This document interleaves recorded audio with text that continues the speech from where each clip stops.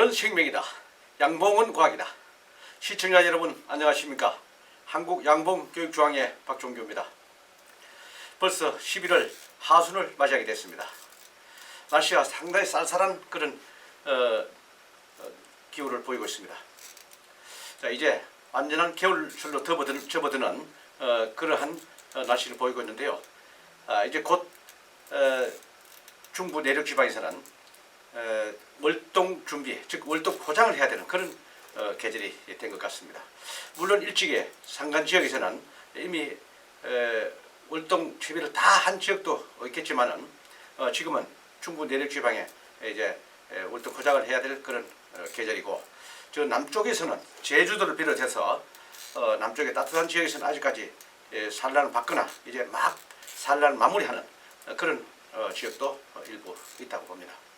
자, 이렇게 해서 전국적으로 어떻게 관리를 해야 되는지 이 시기에 벌관리법을 또 여러분들과 함께 하도록 하겠습니다.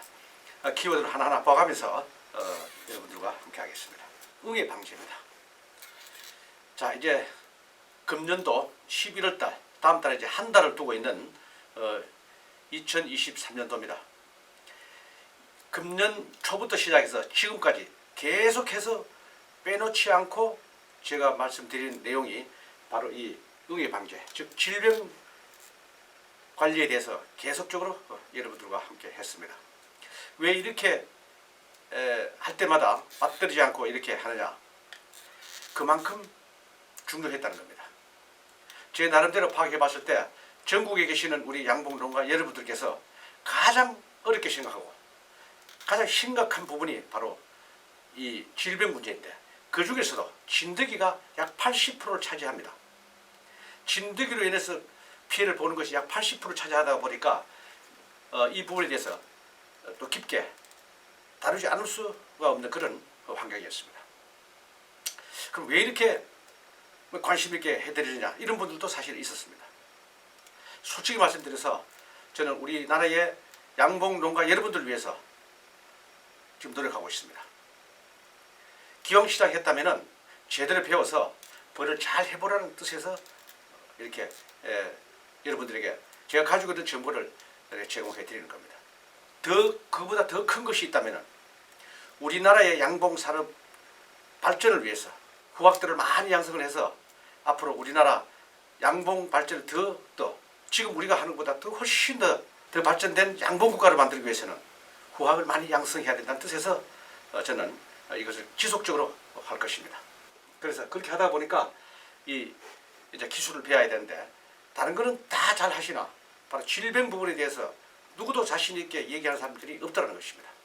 다 방법이 다르고 이렇게 하다 보니까 올해도 실패하고 내년에도 실패하고 계속해서 그 실패가 반복만 될 뿐이지 정답은 없었다는 겁니다.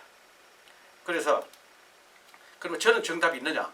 100% 정답은 아니지만은 여러 가지를 다 종합해서 다 이것저것 다 함축해서 이제 하나씩 좁혀져 가고 있는 중입니다. 그나마 어느 정도 정리를 했기 때문에, 그래서 여러분들에게 이렇게 금년 초부터 시작해서 연말까지 이렇게 질병에 대해서 계속적으로 얘기를 하고 있는 겁니다. 이거는 금년뿐만 아니라 앞으로도 계속해서 해야 될 그런 부분이 아닌가 이렇게 봅니다. 세월이 흐름으로 인해서 환경이 변하고 기후가 변하고 함으로 인해서 또 이런 질병도, 새로운 또 질병들이 나타날 수도 있고 그렇기 때문에 지속적으로 우리가 이것을 해야 된다고 봅니다. 자, 그래서 응애 방제, 즉 이 시기에 해야 되는데 왜 지금 이 시기에 해야 되느냐? 우리 교재를 한번 볼게요. 자, 교재 255페이지를 보시면은요, 마지막 질병 방제라고 해놨습니다. 11월 한 달 동안은 질병 방제, 특히 진드기 처리의 마지막 시기다, 이렇게 기록을 해놨습니다. 뒷페이지 보시면은 설명이 나옵니다만은 요거는 여러분들이 읽어보시고 부연 설명으로서 제가 드리도록 하겠습니다. 자, 여기 보면 11월 하순인데 왜 마지막 질병의 방제 시기다 이렇게 해놨냐면요, 옛날에는 이렇게 다 했습니다. 왜 그러냐면은 지금 11월 이제 하순이니까 곧 다음 주가 이제 바로 12월 달에 접어드니까 월동 포장을 하게 되죠. 월동 포장을 하게 되면 여러분들 잘 아시다시피 그 다 포장을 해놓은 걸 갖다 제끼고 질병 방지를 한다는 것은 쉽지가 않습니다. 또 옛날에는 그렇게 겨울에 할 수 있는 방제 방법이 없었다는 거죠. 그래서 월동 포장을 다 덮기 전에 마지막으로서 흘림처리를 한다든지 아니면 뭐 분사로서 한다든지 이런 것을 다 마지막으로 끝내고 덮어놓으면은 내년 봄벌 2월이든지 3월이든지 봄벌을 시작하기 전까지는 개복한 일이 없죠. 그래서 이걸 이제 마지막 시기다 이렇게 했습니다. 꼭 뭐 이달 말이 아니지만은 12월 초에도 하는 지역이 있을 거고 그 환경에 따라서 조금 다르다는 걸 여러분들 이해를 하셔야 되겠습니다. 그래서 마지막 부분이다 하는 게 나왔고 이제는 방법이 달라졌다는 겁니다. 11월, 12월, 1월 이렇게 추운 겨울날도 진드기 방제를 할 수 있는 좋은 장비들이 나왔기 때문에 지금은 얼마든지 마지막 시기가 아니라 계속적으로 지속적으로 약을 살포를 해서 진드기를 잡을 수 있다 이겁니다. 자, 그러면은 겨울에 이렇게 봉구가 형성됐는데 진드기를 잡을 수 있느냐? 가능합니다. 왜? 지금부터 11월달, 12월, 1월달은요 봉판이 없는 계절입니다. 봉판이 없는 계절이라는 것은 즉 진드기가 숨을 곳이 없고 진드기가 번식할 장소가 없다는 겁니다. 벌들이 겨울에 번식을 안 하죠. 그러니까 자동적으로 산란이 없기 때문에 진드기가 숨을 곳이 없다. 그럼 어디 숨어 있느냐? 벌 몸에 다 붙어 있습니다. 이때 지금 지역에 따라 다르겠지만 지금 봉구가 형성된 데가 있고 안 된 데가 있습니다. 그러면 밤에는 봉구가 형성됐다가 낮에는 온도가 올라가니까 풀어졌다가 이렇게 되는 그러한 계절입니다. 대부분 또 우리 양봉자들은 양지 쪽에 있다가 보니까 방송에 나오는 그런 온도보다는 체감 온도가 좀 올라가기도 합니다. 그래서 이때는 바로 우리가 보통 따뜻할 때는 뭐 아무 때나 쳐주면 되겠지만 특히 겨울에 지금부터 여러분들이 이 옥살산을 사용하시는 분은요 낮에 따뜻한 날을 골라서 바람이 불지 않고 따뜻한 날을 골라서 낮에 이렇게 해주시면 됩니다. 낮에 해주라는 뜻은 바로 봉구가 해체되는 시기입니다. 약간 뭐 다는 해체가 안 되겠지만 해체됐을 때 우리가 이걸 해주라는 겁니다. 그러면 벌몸에 다 닿아서 진드기가 떨어지게 하게 되겠죠. 그러면은 그때 쳤을 때만 닿는 진드기만 죽고 안 죽느냐? 아니에요. 봉구가 형성됐더라도 이 봉구가 지금 봉구 이 봉구가 전혀 흩어지지 않고 그대로 내년 봄까지 가느냐? 아니죠. 벌들은 이 봉구가 형성됐으면은 안에 있는 벌들은 밖으로 나오고 밖에 있는 안으로다가 서서히 교체를 합니다. 아주 민주적으로 골고루 몸을 데우고 있다는 겁니다. 그래서 안에 있던 만약에 봉구가 형성된 안에 있는 벌들은 우리가 약을 해도 묻지가 않겠죠. 서서히 나왔을 때 밖으로 나옵니다. 밖으로 나오면은 그 진드기는 벌들은 또 이 우리가 이 증기를 살포를 했기 때문에 증기가 벌몸에 붙어 있거나 소비에 붙어 있거나 어디 붙어 있기 때문에 서서히 산화되면서 진드기가 거기에 조금이라도 묻게 되면은 바로 신경이 마비돼서 벌통 바닥으로 떨어지는 겁니다. 그래서 지금 이 시기에 옥살산을 증기로서 이렇게 하는 것은 지금 이 시기에 하면 아주 효과가 좋다 이렇게 봅니다. 응애 방제가 지금 이 시기에 하시게 되면 굉장히 효과적이다. 자, 이렇게 훈증이 쫙 나갑니다. 여러 번 보셨지만은 또 안 보신 분을 위해서 또 이렇게 계속해서 제가 보여드립니다. 옥살산 훈증기는 여러분들 보셨다시피 지금 요게 두 가지를 할 수 있다 그랬죠. 요거는 계밀산을 할 수 있는 장비입니다. 똑같은 기계에다가 계밀산 장비를 얹어가지고 하는데 지금은 계밀산을 하는 시기가 아니기 때문에 이건 봄부터 쓰시면 됩니다. 봄부터 쓰시고 지금은 바로 이 옥살산 기계를 가지고 바로 증기를 이용해서 이렇게 하시라는 겁니다. 자, 왜 지금 효과가 있느냐? 여러분들 평소에 여름에 아니면 가을에 이때 진드기를 내 봉장에 진드기가 있나 없나를 검사했을 때 바닥에 시트지를 깔고 약을 치고 나니까 시트지 묻으니까 떨어지는 거 보니까 진드기 있다. 그 약을 치자. 이렇게 해놓고 또 한 일주일 있다 또 시트지를 넣고 진드기를 하니까 전보다 좀 적게 떨어졌어요. 또 일주일 후에 또 하니까 그때는 이제 진드기가 안 떨어졌어. 이렇게 해서 여러분들 관리를 했습니다. 그죠?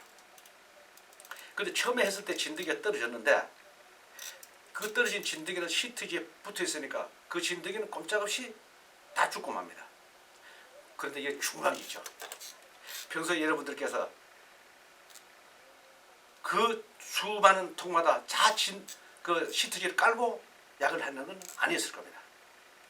그러면은 지금은 아니지만은 봄부터 가을까지 그런 식으로 진드기가 떨어졌다면은 벌통 바닥에 떨어진 진드기는 반은 기절했다가 다시 살아서 올라온다는 것이죠.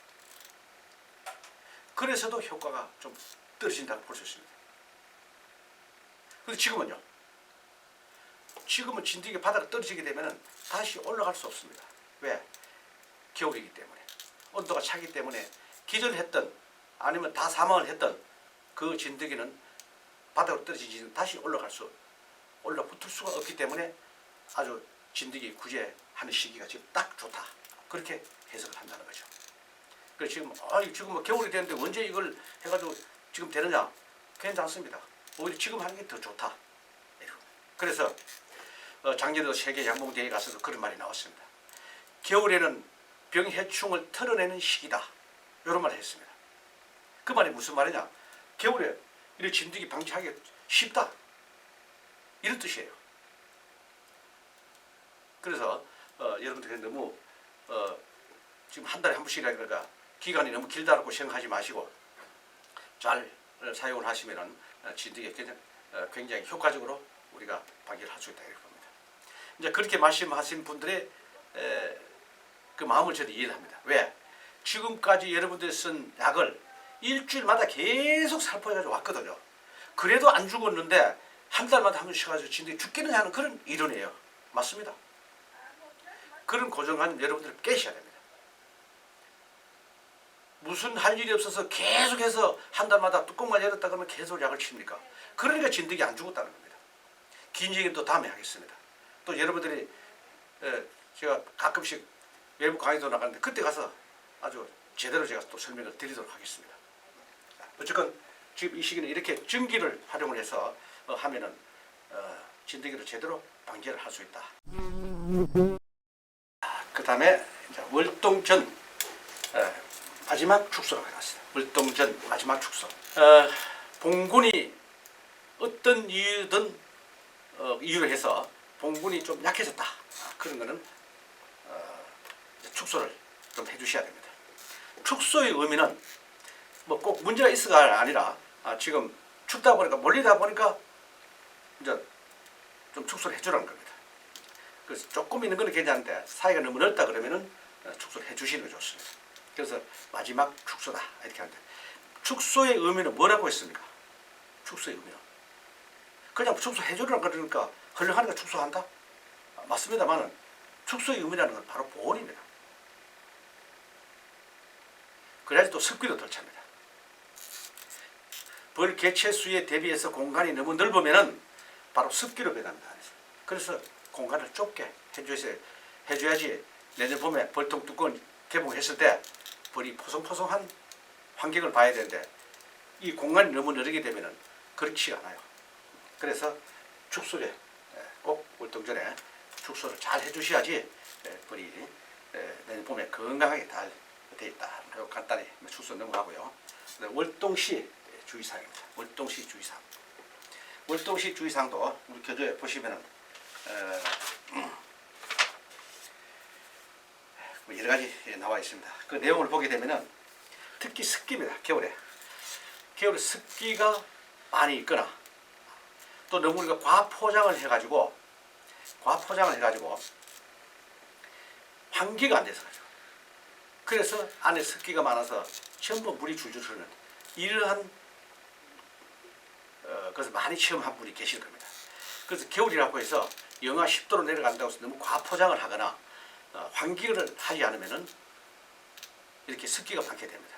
물론 양봉장 자체가 또 습기가 많은 지역도 있겠지만 그런 걸로 인해서 피해를 본다 하기보다는 우리가 관리를 잘못해서 그래서 습기가 많이 발생하는 것이 많이 있습니다.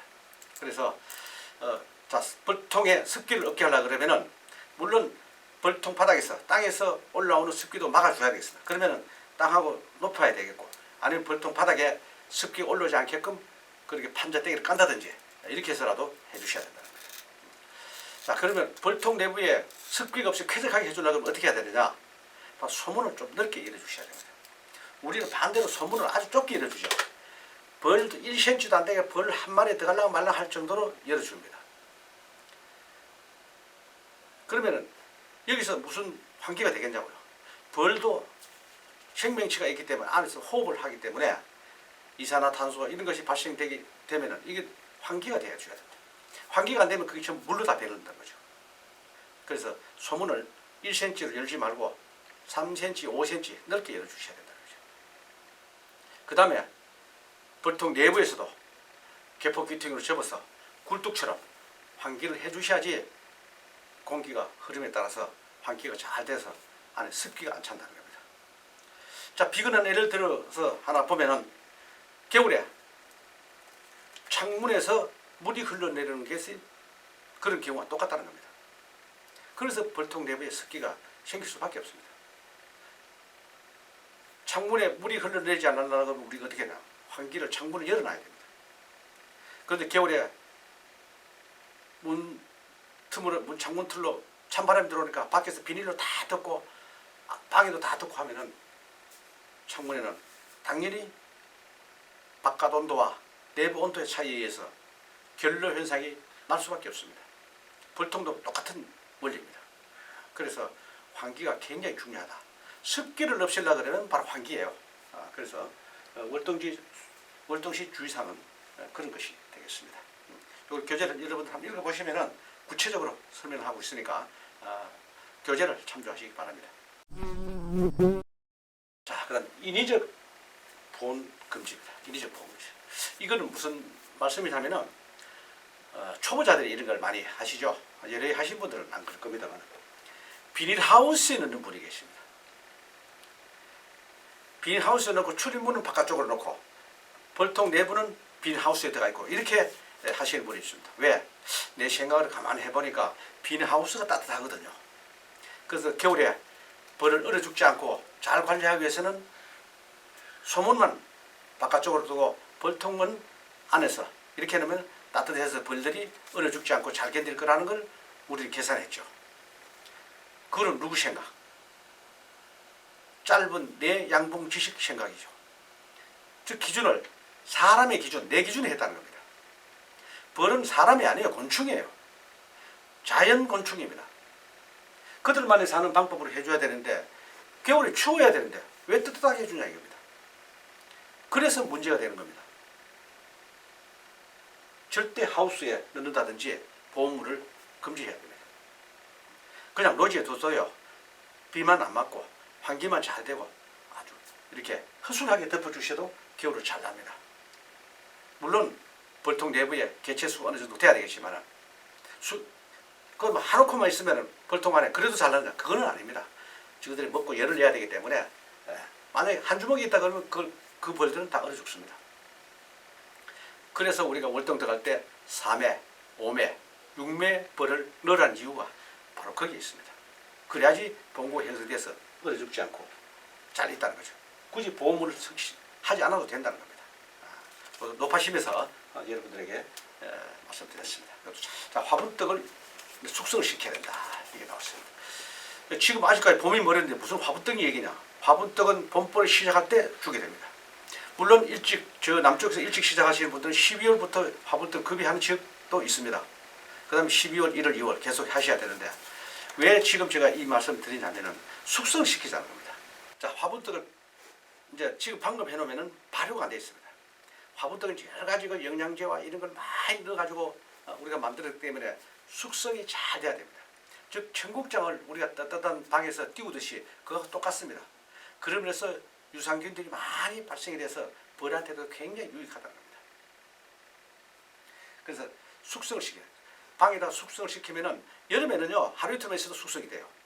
근데 지금은 날씨가 춥기 때문에 뜨뜻한 방에 뭐 한 달 동안 두시면 더 좋고 또 박스에 넣어놨기 때문에 안에 포개져 있기 때문에 한 달 동안 뚝 넣어가지고 뜨뜻한 곳에 두시면 이게 발효가 색깔이 자꾸 검게 변합니다. 변하면서 발효가 되면서 또 이것도 따뜻해지고 차지 않고 그렇게 해서 내년 봄에 벌통을 내주시면은 말랑말랑하게 아주 벌들이 잘 물어가게 되죠. 이걸 어디 밖에 창고나 컨테이너 내뒀다가 내년 봄에 그냥 두게 되면요, 이 딱딱하게 굳어 있기 때문에, 그리고 찹니다. 차면 이 얼음 뜨거리와 같은 걸 갖다가 벌통 안에 넣어주게 되면요, 안에 보온이 안 됩니다. 그래서 지금부터 해주게 되면 얼마나 좋습니까? 두 가지 역할. 첫째, 발효가 잘 돼서 벌한테 유익하다. 그 다음에 따뜻해서 차지 않아서 벌한테도 넣어주면 바로 쪽쪽 빨아간다는 거죠. 그래서 지금부터 구매를 해서 숙성을 잘 시켜 놓으라는 겁니다. 자, 여기서 한마디 더 덧붙여서 첨언을 한다면, 이 화분떡은 누가 먹습니까?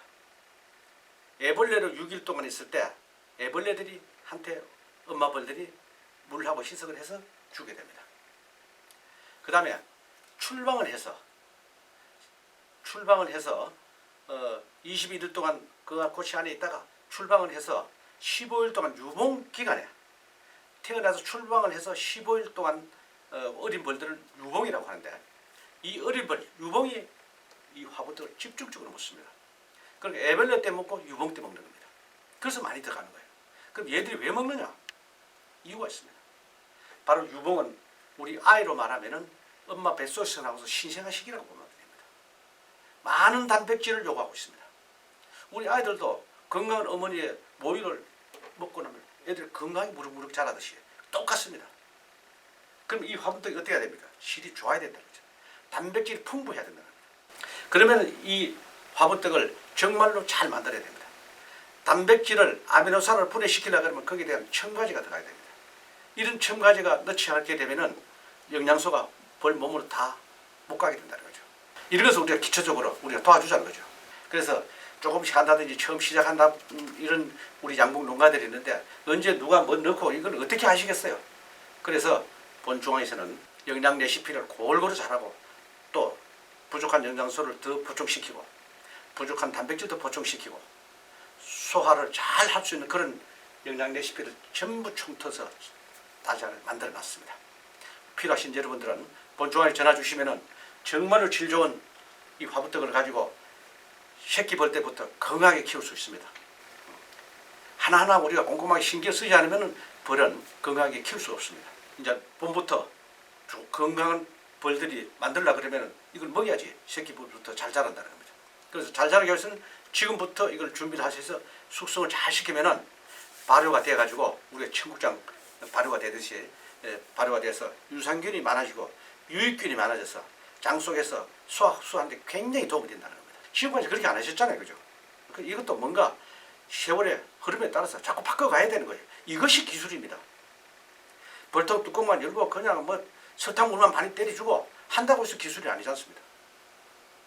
그래서 우리가 조금 한 거라도 신경 써서 하는 것이 우리가 기술이다, 이렇게 보겠습니다. 이렇게, 야, 이거 말이야, 뭐 설명하러 보니까 봄부터 여태까지 뭐 이렇게 할 일이 많고 이렇게 어떻게 해야 되느냐, 그렇게 생각이 되는데 그렇지 않습니다. 한 번 이제 기술을 이렇게 익혀놓고 나면은 매해 쳇바퀴 돌아가는 거기 때문에 처음에는 처음 시작하시면서 또 처음 양봉을 입문하시는 분들, 이런 분들은 이거 뭐 복잡해서 어려서 하겠나, 모든 일이 그렇죠. 처음 보면 뭐 복잡한 것 같지만 알고 보면은 뭐 그렇게 어려운 게 없습니다. 그래서 이걸 하나하나 꼼꼼하게 잘 하시게 되면은 손도 그렇게 번거롭게 가지 않고 잘 할 수가 있다는 것을 말씀드리겠습니다. 자, 11월 하순가기 여기서 마치고요. 12월 달에 또 정말 월등 포장을 하는 시기에 여러분들과 함께 하도록 하겠습니다. 여러분들 고맙습니다.